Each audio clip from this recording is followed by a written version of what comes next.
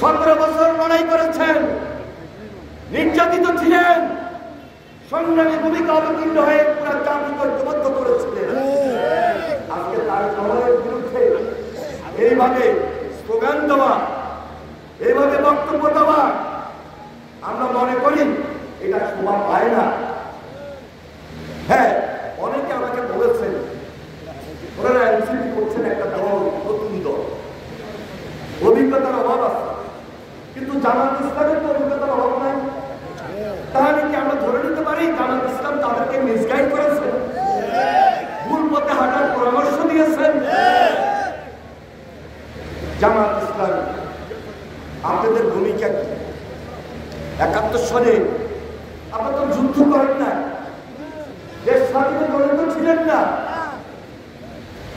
শহীদ রাষ্ট্রপতি জিয়া রহমানের নেতৃত্বে দেশের মানুষ যুদ্ধ করেছে, লড়াই করেছে, সংগ্রাম করেছে, স্বাধীনতার ঘোষণা দিয়েছে, রণাঙ্গনে ঝাঁপিয়ে পড়েছে।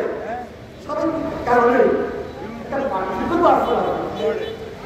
তাহলে গত আন্দোলন সংগ্রামে আপনাদের ভূমিকা ছিল, অস্বীকার করে একসঙ্গে মিলিত আন্দোলন করেছে। যাই হোক, আরো পরামর্শ দেওয়াটা দরকার ছিল, কিন্তু দেন নাই। আমরা আশা করেছিলাম, প্রত্যাশা করেছিলাম।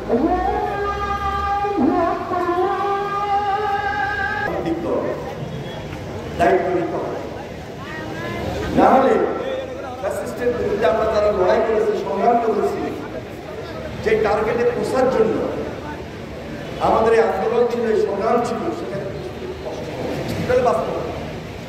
তাহলে এনসিপি নতুন দল হিসাবে কিছুটা অভিজ্ঞতা আরো বেশি অর্জন করতে হবে।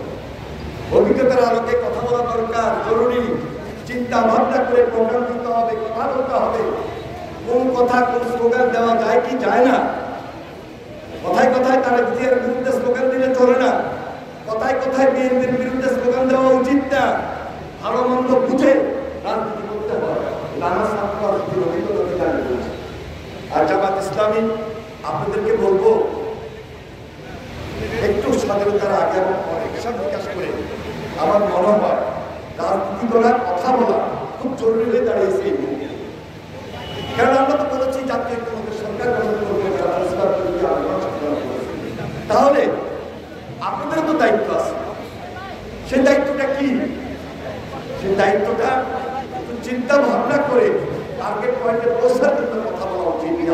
জানাই সকল রাজনৈতিক দল। আরেকটা রাজনৈতিক দল আছে ইসলামিক শাসনতন্ত্র আন্দোলন। আগেও বলেছেন, এখনো বলছেন। আপনাকে বুঝতে হবে হাসিনা থাকা অবস্থায় কি বলেছে।